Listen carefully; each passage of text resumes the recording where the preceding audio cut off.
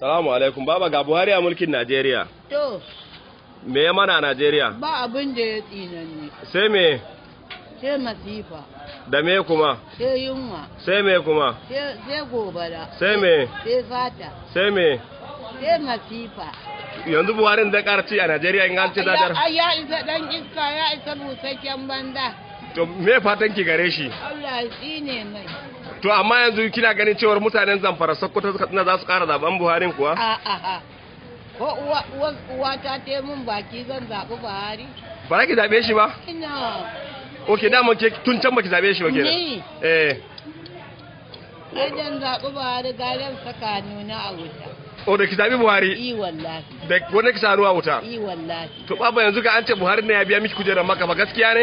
In ji wa? Haka ake fada. Wayi fada. A wani ne na jira. Fada mai kurwar lawu dubun tsine wa tsinan ne. A don Allah baba. To me yanzu fatan ki ga al'ummar Najeriya su zaɓi waye?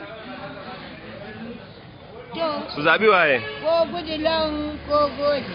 Ko Goodluck ko Goje? Ba shak. Ok, ɗaya ya dawo ya sake mulkin Najeriya. Ba shakka. Ok, amma ba kya ganin Goodluck arne ne kuma ɗan ƙar kudu ne? A aiko an ji daɗi. Ok, an ji daɗi. Ba shak. Ya fi Buhari kenan adalci? Wayo Buhari ai hau ne. O Buhari yau ne? Hau ne wallahi. A zero.